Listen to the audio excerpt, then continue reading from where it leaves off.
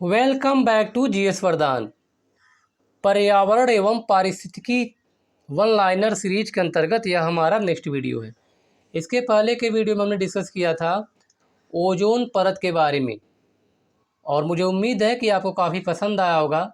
आज हम उसके आगे का टॉपिक वन एवं वन्य जीव के बारे में डिस्कस करेंगे। तो देखिए, पहला दिया हुआ है, चमोली के रैणी गांव में वन कटाई के विरोध में एक आंदोलन चलाया गया। This is a old question, ठीक है, पुराना क्वेश्चन है। तो चमोली कहाँ पर है? उत्तराखंड का एक जिला है। तो वहाँ रैणी गांव में वन कटाई के विरोध में एक अभियान आंदोलन चलाया गया था। तो किसके नेतृत्व में वह आंदोलन चलाया गया था? तो गौरा देवी के नेतृत्व में। ओके। जिस पारिस्थितिकीय तंत्र में पौधों का जैविक पदार्थ अधिकतम होता है, ठीक है, जैविक पदार्थ जो है सबसे अधिकतम होता है, वह है उष्णकटिबंधीय वर्षावन। मतलब कि हम कह सकते हैं जहाँ पर बायोडाइवर्सिटी अधिक पाई जाती है, जैव विविधता के अधिक पाए जाने की संभावना होती है, उसे हम कहते हैं उष्णकटिबंधीय वर्षावन। ठीक है, ट्रॉपिकल रेन फॉरेस्ट जिसको कहते हैं, ट्रॉपिकल रेन फॉरेस्ट, उष्णकटिबंधीय वर्षावन। और ये उष्णकटिबंधीय वर्षावन जो है, ये आपका अर्थ है, और ये 0 डिग्री इक्वेटोरियल रीजन है, विषुवत रेखा है। तो विषुवत रेखा से 10 से 15 डिग्री उत्तरी गोलार्ध में और 10 से 15 डिग्री दक्षिणी गोलार्ध में, ठीक है, ये आपका उष्णकटिबंधीय क्षेत्र कहलाता है। और इस इक्वेटर के आसपास जितने भी वन पाए जाते हैं उसे हम कहते हैं उष्णकटिबंधीय वर्षावन कहते हैं, ठीक है, ट्रॉपिकल रेन फॉरेस्ट। तो सबसे ज़्यादा अगर क्वेश्चन पूछे सबसे ज़्यादा बायोडाइवर्सिटी कहाँ पर पाई जाती है, तो उष्णकटिबंधीय वर्षावन में, ठीक है। इसके पहले क्लास में हमने इसके बारे में डिस्कस किया था। अब देखिए, दिया हुआ है, अधिकतम पादप विविधता पाई जाती है उष्णकटिबंधीय सदाबहार वनों में, ठीक है, वर्षा वन है या सदाबहार वन है, उष्णकटिबंधीय सदाबहार वन। वर्षा वन में क्या होगा कि वर्षा की मात्रा क्या होगी? अधिक होगी, ठीक है, वर्षा की मात्रा थोड़ी सी अधिक हो जाती है। मतलब कि 200 से यहाँ पर जो वर्षा होती है अधिक मात्रा में होती है। और ये जो दिया हुआ है, सर्वाधिक पादप जैव विविधता उष्णकटिबंधीय सदाबहार वन दिया हुआ है, ट्रॉपिकल एवरग्रीन फॉरेस्ट। एवरग्रीन मतलब होता है सदाबहार, तो ट्रॉपिकल एवरग्रीन फॉरेस्ट, ठीक है। तो यहाँ पर भी जैव विविधता अधिक पाई जाती है। यदि हम घड़ियाल को उनके प्राकृतिक आवास में देखना चाहें तो जिस स्थान पर जाना होगा वह कौन सा स्थान है? चंबल नदी। चंबल नदी में बहुत अधिक मात्रा में घड़ियाल, बहुत अधिक संख्या में घड़ियाल पाए जाते हैं। ओके। भारत में यदि कछुए की एक प्रजाति को वन्य जीव संरक्षण अधिनियम 1972, याद कर लीजिएगा, 1972 है वन्य जीव संरक्षण अधिनियम, ठीक है, कि अनुसूची 1 के अंतर्गत संरक्षित घोषित किया गया हो तो इसका निहितार्थ है इसे संरक्षण का वही स्तर प्राप्त है जैसा कि बाघ को। तो सूची 1 में जो आएगा सबके लिए एक समान संरक्षण प्रदान किया जाएगा, ठीक है, चाहे किसी भी प्रजाति का हो। वन्य सुरक्षा अधिनियम 1972 के अनुसार किसी व्यक्ति द्वारा विधि द्वारा किए गए कतिपय उपबंधों के अधीन होने के सिवाय जिस प्राणी का शिकार नहीं किया जा सकता, घड़ियाल, भारतीय जंगली गधा और जंगली भैंस, इनका शिकार आप नहीं कर सकते, ठीक है। इसके अलावा बहुत सारे जीव हैं जिनका शिकार वर्जित है। जलवायु के प्रमुख घटक, जलवायु के प्रमुख घटक जो झारखंड राज्य के वन क्षेत्र की जलवायु को प्रभावित कर रहे हैं, यह जंगल की आग। झारखंड पीसेस क्वेश्चन है, जंगल की आग ज़्यादा प्रभावित कर रहा है। यहाँ देखिए, झारखंड से एक और क्वेश्चन है, झारखंड राज्य में जंगल को सुरक्षित वन के रूप में वर्गीकृत करने का उद्देश्य क्या है? बिना अनुमति सभी गतिविधियों पर प्रतिबंध लगाना, बिना किसी अनुमति के सभी गतिविधियों पर प्रतिबंध लगाना। भारत का वह राज्य जहाँ सर्वप्रथम मुख्यमंत्री जन वन योजना झारखंड में प्रारंभ किया गया था। सदाबहार वन पाए जाते हैं पश्चिमी घाटों में। सदाबहार वन, एवरग्रीन फॉरेस्ट कहाँ पर पाए जाते हैं? पश्चिमी घाटों में, पश्चिमी घाट पर पाए जाते हैं। ठीक है, इसके अलावा उत्तर पूर्व भारत और अंडमान एवं निकोबार द्वीप समूह में भी पाए जाते हैं। और यहाँ पर वर्षा जो है, जो उष्णकटिबंधीय सदाबहार वन है, यहाँ पर वर्षा जो है 2 सेंटीमीटर से अधिक होती है। तो कहाँ पर पाए जाते हैं? पश्चिमी घाट पे क्वेश्चन पूछा जाता है, पश्चिमी घाट के क्षेत्र में पाए जाते हैं। इसके अलावा उत्तर एवं पूर्व भारत और अंडमान और निकोबार द्वीप समूह में पाए जाते हैं। ठीक है, और यहाँ पर जो वृक्ष पाए जाते हैं, रोजवुड है, पाम है, इस तरह के वृक्ष यहाँ पर पाए जाते हैं। ओके, और यहाँ पर वर्षा 200 सेंटीमीटर से अधिक होती है। और ये भी आपको पता होना चाहिए कि पश्चिमी घाट को सह्याद्री नाम से भी जाना जाता है। तो उष्णकटिबंधीय सदाबहार वनों का विस्तार, यहाँ देखिए, उत्तर पूर्व भारत और अंडमान निकोबार द्वीप समूह में 200 सेंटीमीटर से अधिक वर्षा क्षेत्र पाया जाता है। कहाँ पर? उष्णकटिबंधीय सदाबहार वन का विस्तार होता है। ठीक है, अब देखिए यहाँ पर विषुवत वनों की अद्वितीय विशेषता क्या है? जो विषुवतीय वन है, विषुवतीय वन मतलब कि बताया था, यही आपका इक्वेटर है, बिना मैप के काम नहीं चलने वाला है। ये आपका 0 डिग्री है, विषुवत रेखा है, और विषुवत रेखा के आसपास जो क्षेत्र है, यहाँ पर जो वन पाए जाएंगे उसको कहते हैं विषुवतीय वन। तो देखिए क्या होगा, यहाँ पर चूँकि वर्षा की मात्रा अधिक होती है और तापमान हमेशा क्या होता है, टेम्परेचर डिफरेंस कम होता है, दिन में मतलब 12 घंटा दिन और 12 घंटे रात होते हैं, तो यहाँ पर एक ऑप्टिमम क्लाइमेट मिलता है, ऐसा जलवायु मिलता है जो पेड़ पौधों की वृद्धि में सहायक हो। ठीक है, तो यहाँ पर ऊंचे घने वृक्षों की विद्यमानता दिखाई देगी, जिनके किरीट निरंतर वितान बनाते। कितना कठिन लैंग्वेज दिया गया है। फिर भी नाने कि ऊंचे और घने वृक्ष यहाँ पर पाए जाते हैं। बहुत सी जातियों का सह अस्तित्व हो, अधिपादपों की असंख्य किस्मों की विद्यमानता हो, बहुत सी प्रजातियों का सह अस्तित्व हो। सह अस्तित्व मतलब क्या होगा? आपस में उनके संबंध अच्छे हो। ठीक है, सह अस्तित्व। अधिपादपों, एपीफाइट्स जिसे कहते हैं, एपीफाइट्स की असंख्य किस्मों की विद्यमानता हो। अधिपादप क्या होते हैं? किसी वृक्ष के सहारे क्या होते हैं, किसी वृक्ष पर ये उगते हैं। ठीक है, ये पैरासाइट नहीं होते हैं, ये उनसे किसी प्रकार का भोज्य पदार्थ वृक्षों से नहीं ग्रहण करते हैं। ठीक है, जबकि वायुमंडल में उपस्थित भोज्य पदार्थों को ग्रहण करते हैं। इसे कहते हैं अधिपादप, एपीफाइट्स कहते हैं। देखा होगा किसी दूसरे वृक्ष पर किसी दूसरे वृक्ष, कोई दूसरा वृक्ष क्या होता है, उगने लगता है। ठीक है, तो अधिपादप उसे कहते हैं। विषुवतीय वन ऐसे उष्णकटिबंधीय क्षेत्रों में मिलते हैं जहां वर्षा 200 सेंटीमीटर से अधिक, बताया था, वेरी इंपॉर्टेंट है, 200 सेंटीमीटर से अधिक वर्षा वहां पर होती है। विश्व भर लगभग 80% जैव विविधता कहाँ पाई जाती है? वेरी इंपॉर्टेंट क्वेश्चन, विषुवतीय वनों में। ठीक है, विषुवत रेखा से 10 डिग्री उत्तरी गोलार्ध में और 10 डिग्री दक्षिणी गोलार्ध में। ठीक है, कहीं कहीं पर 10 से 15 डिग्री दिया होता है।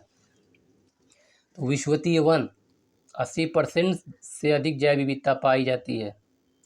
भारत में उपयुक्त पारिस्थितिकी संतुलन बनाए रखने के लिए वनाच्छादन हेतु न्यूनतम, तो अगर कोई भी एरिया है या कोई भी राज्य है तो वहाँ पर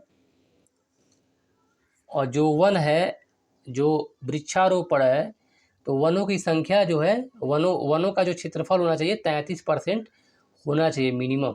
ठीक है, तो राष्ट्रीय वन नीति में भारत के कुल भौगोलिक क्षेत्र के जितने प्रतिशत पर वन, 1/3 1/3 हो गया। ठीक है, वही 33% हो गया। राष्ट्रीय वन नीति 1952 में बनाई गई थी, पहली राष्ट्रीय वन नीति।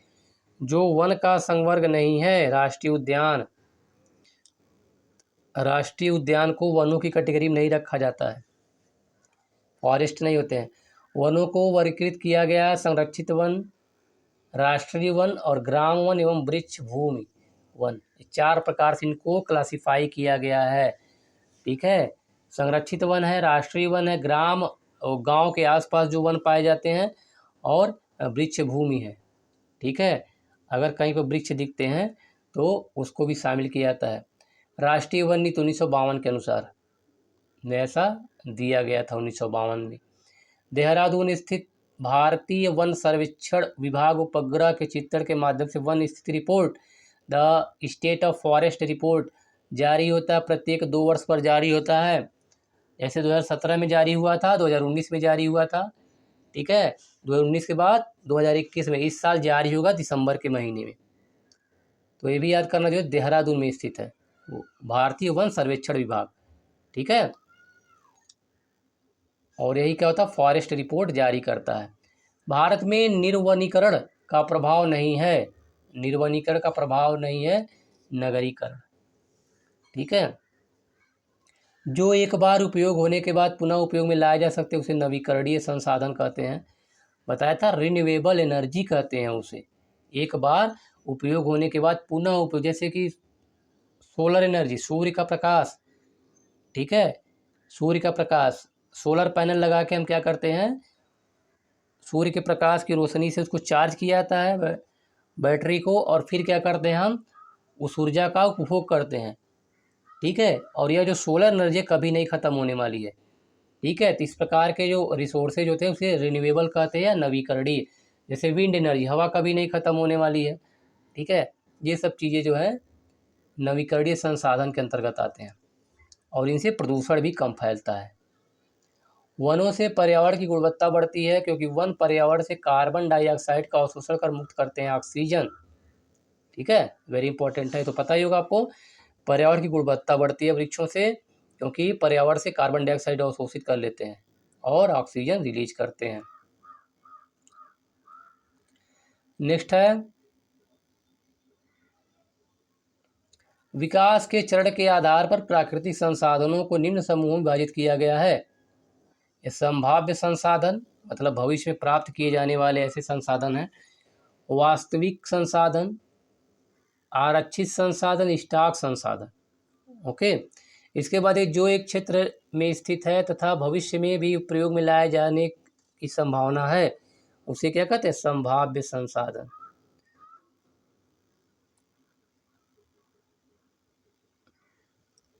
जिनका सर्वेक्षण किया गया है, जिनका सर्वेक्षण किया गया है उनकी मात्रा एवं गुणवत्ता का पता लगाया गया है, और जिनका वर्तमान समय में प्रयोग किया जा रहा है वास्तविक संसाधन है, वास्तविक रियल रिसोर्सेज है। राष्ट्रीय सुदूर एनआरएसए, राष्ट्रीय सुदूर संवेदन, ठीक है। रिमोट नेशनल सेंसिंग प्रणाली से चित्रित वह भू क्षेत्र जो वास्तव में वनाच्छादित होता है, क्या कहलाता है, वनावरण कहलाता है। वन का आवरण वनावरण कहलाता है, ठीक है। मैंग्रोव वनस्पतियों का विकास अधिकांशतः होता है तटों के सहारे। मैंग्रोव वनस्पतियां क्या होती हैं, ऐसी वनस्पतियां जो दलदली स्थानों पर उगती हैं, ठीक है। तो तटों के सहारे ये विकसित होती हैं। भारत में मैंग्रोव ज्वारी वन वनस्पतियां पाई जाती है सुंदरवन के डेल्टा में, सुंदरवन में पाई जाती है। कहाँ पर है, पश्चिम बंगाल में। और इसे यहीं पर रॉयल बंगाल टाइगर भी पाया जाता है सुंदरवन वाले क्षेत्र में, ओके। ये डेल्टा प्रदेशों तथा समुद्र के ज्वार वाले भागों में होते हैं, तथा इन्हें मैंग्रोव वनस्पतियों के नाम से भी जाना जाता है, ज्वारी वन, ठीक है। गला थोड़ा खराब हो गया है। तो ज्वारी वन पाया जाता है। मैंग्रोव वनस्पतियों का सर्वाधिक क्षेत्र सुंदरवन डेल्टा में पाया जाता है। यहाँ के वनों में विशेष रूप से उल्लेखनीय सुंदरी वृक्ष, अभी इसके पहले के कल वाले क्लास में डिस्कस किया था, इसके पहले वीडियो में, सुंदरी वृक्षों की वजह से इसका नाम सुंदरवन पड़ा है, ओके। इसके बाद देखिए, एक संरक्षित कच्छ वनस्पति है, ये बहुत इंपॉर्टेंट है, बार बार, गोवा, ठीक है। गोवा में जो कच्छ वनस्पति को संरक्षित किया गया है। भारत में मैंग्रोव वन सदापर्णी वन या पर्णपाती वन, ठीक है। पर्णपाती वन मतलब होता है कि पत्ते गिराने वाले, ठीक है, पत्ते गिराने, उनकी पत्तियां बार बार गिर जाती हैं मौसम बदलने पे। अंडमान और निकोबार द्वीप समूह में पाए जाते हैं। नागालैंड के पर्वत क्रमशः बंजर होते जा रहे हैं, उनका प्रमुख कारण क्या है, तो झूम एग्रीकल्चर है।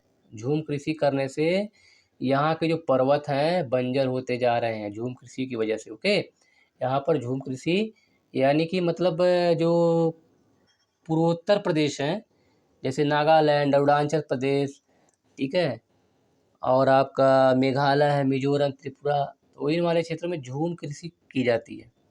वह राज्य जिसके द्वारा अपना वन अपना धन योजना, इम्पोर्टेंट है, अपना धन अपना वन योजना हिमाचल प्रदेश में शुरू किया गया था।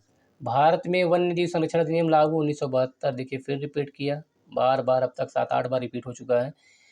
वन्य जीवों की तस्करी, अवैध शिकार से रक्षा एवं संरक्षण के लिए भारत सरकार द्वारा पारित किया गया था वन्य जीव 1972 संरक्षण अधिनियम। ठीक है, बार बार देखिए हमें क्या करना, रिवीजन करना है, बार बार रिवीजन करना है, बार बार रिवीजन, ताकि रिपीटेड क्वेश्चन कभी भी गलत ना हो।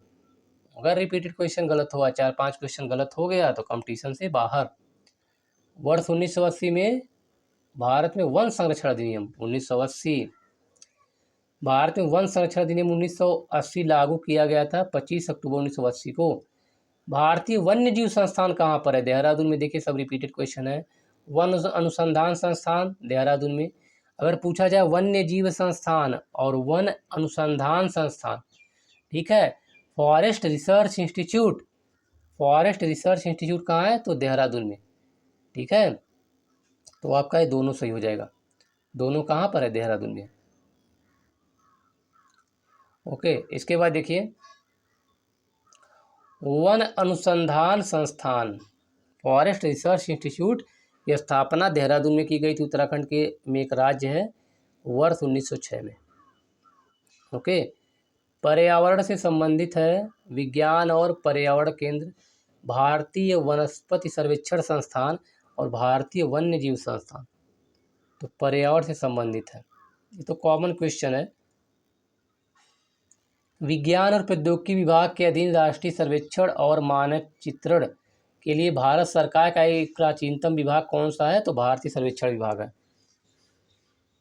भारतीय सर्वेक्षण विभाग है। जे.आर.बी. अल्फ्रेड, ये दिया गया है जे.आर.बी. अल्फ्रेड, जे.आर.बी. अल्फ्रेड की पुस्तक फाइनल डाइवर्सिटी इन इंडिया, ठीक है, फाइनल है, फाइनल नहीं है, फाइनल। तो बताया था मैंने फ्लोरा और फाना के बारे में। फाना जो होते हैं एनिमल्स को कहते हैं, फ्लोरा प्लांट को कहते हैं। तो एनिमल पर लिखी गई पुस्तक है। तो फाउनल डाइवर्सिटी इन इंडिया के अनुसार विश्व के कुल जंतु प्रजातियों की संख्या का भारत में 7.28% पाया जाता है।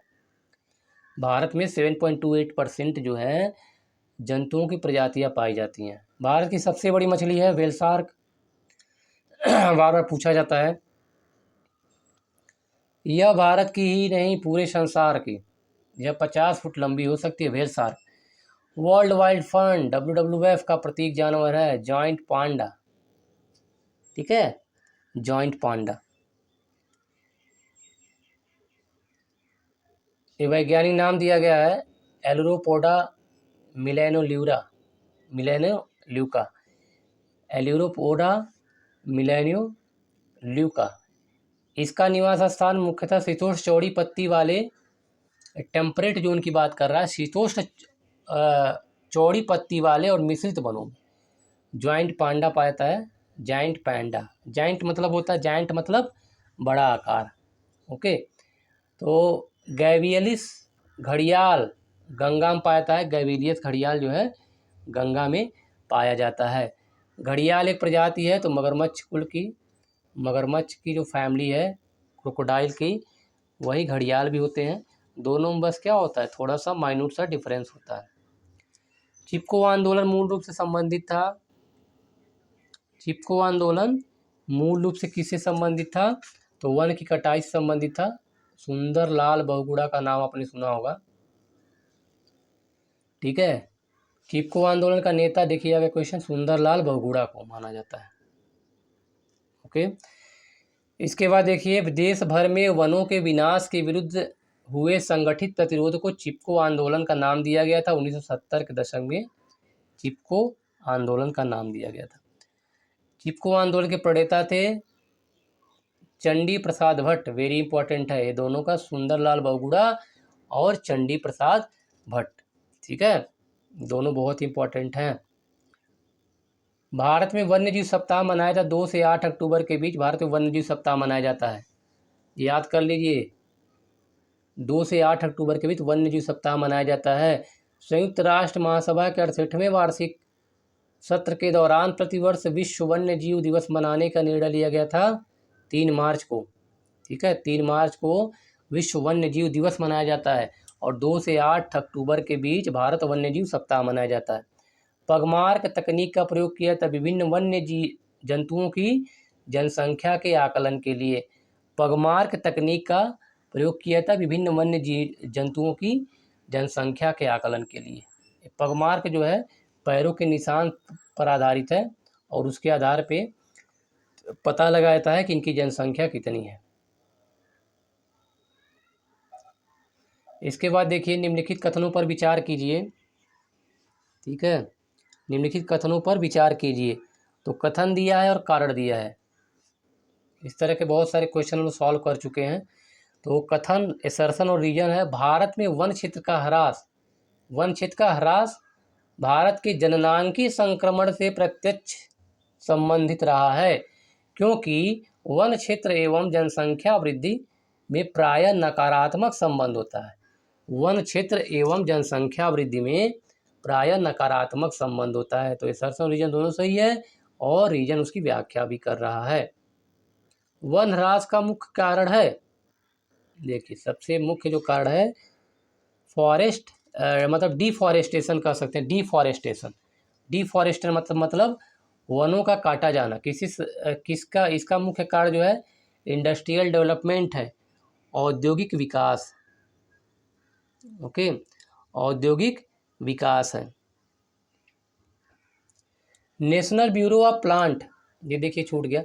राजीव गांधी वन्य जीव संरक्षण पुरस्कार दिया जाता है शैक्षिक तथा शोध संस्थानों, वन्य एवं वन्य जीव अधिकारियों तथा वन्य जीव संरक्षकों को यह पुरस्कार दिया जाता है।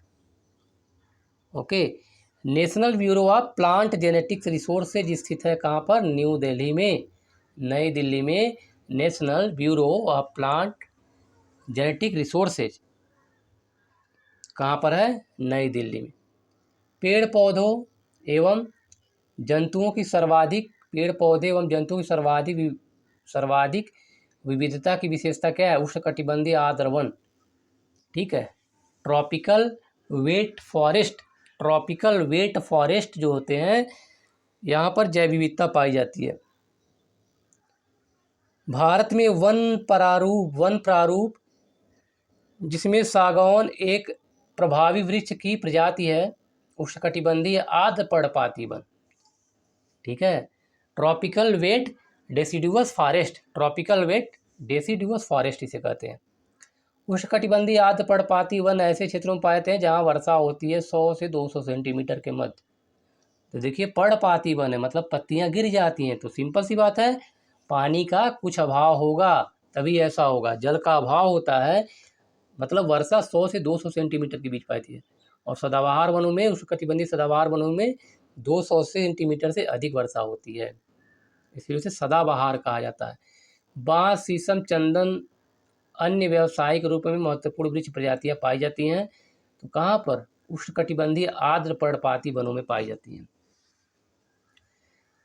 और देखिए यहाँ पे दिया है, ये चौड़ी पत्तियों वाले नमी युक्त वन है जो दक्षिण अमेरिका के अमेजॉन बेसिन के बड़े भूभाग पर फैले हुए हैं। तो अमेजन का वर्षा वन है, बहुत ही पॉपुलर है अमेजन का वर्षा वन। ओके, इसके बाद देखिए फिर दिया है अमेजन से संबंधित, अमेजन वर्षा वन पृथ्वी ग्रह के फेफड़े, इंपॉर्टेंट है याद कर लीजिए इसको, पृथ्वी के फेफड़े की तुलना की जाती है। पृथ्वी का फेफड़ा कहा जाता है अमेजन वर्षा वन को, रूप में जाना जाता है क्योंकि इनकी वनस्पतियां लगातार कार्बन डाइऑक्साइड को अवशोषित कर मुक्त करती रहती है, ऑक्सीजन मुक्त करेंगे, सिंपल सी बात है। पृथ्वी की 20% से अधिक ऑक्सीजन उत्पादित होती है अमेजन वर्षा वनों में, वेरी इंपॉर्टेंट है। देखिए बार बार क्वेश्चन रिपीट हो रहे हैं। अमेजन वर्षा वन में 20% से अधिक ऑक्सीजन का उत्पादन होता है। वह महाद्वीप जिसमें उष्णकटिबंधीय पर्णपाती वनों का विस्तार अधिक पाया जाता है, एशिया में सर्वाधिक विस्तार पाया जाता है। मानसूनी वन कहते हैं उष्णकटिबंधीय पर्णपाती वनों को, मानसूनी वन भी कहा जाता है, याद कर लीजिए। मानसूनी वन जो उष्णकटिबंधीय पर्णपाती वन होते हैं मतलब कि ट्रॉपिकल डेसिडुअस फॉरेस्ट को मानसूनी वन भी कहा जाता है। ओके, इसके बाद देखिए समाचारों में कभी कभी देखा जाने वाला है, करंट अफेयर का न्यूज़ था उस समय का न्यूज़, समाचारों में कभी कभी दिखा है रेड सैंडर्स। रेड सैंडर्स क्या है? दक्षिण भारत के एक भाग में पाई जाने वाली एक वृक्ष की प्रजाति है रेड सैंडर्स। ओके, इसके बाद देखते हैं इसका वैज्ञानिक नाम, यूपीएससी का देखिए क्वेश्चन आ गया। इसका वैज्ञानिक नाम टेरोकार्पस सेंटेलिनस, टेरोकार्पस सेंटेलिनस है।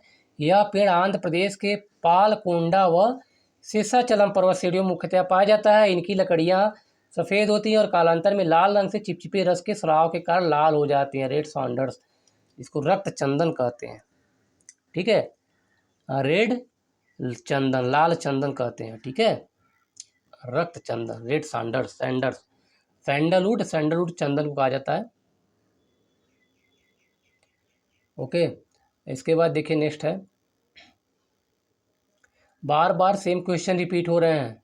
ठीक है, रिपीटेड क्वेश्चन हमें एग्जाम में बिल्कुल ही नहीं छोड़ना है, किसी तरीके से बार बार रिवीजन करना है और उसको टैकल करना है क्वेश्चन को। इसके बाद देखिए आयुर्वेद व सिद्धा दवाइयों को बनाने में, पूजा सामग्री में एवं पारंपरिक खिलौनों को बनाने में रेड सैंडर्स का प्रयोग किया जाता है। बहुत ही खुशबूदार होता है।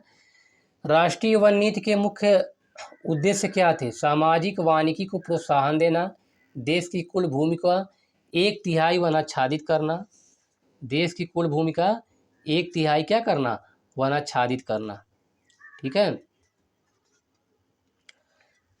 इसके बाद देख लीजिए दिया है मरुस्थलीकरण को रोकने के लिए, ठीक है, डिजर्टिफिकेशन कहा जाता है मरुस्थलीकरण को, डिजर्टिफिकेशन, ठीक है, या डिफॉरेस्टेशन कह सकते हैं।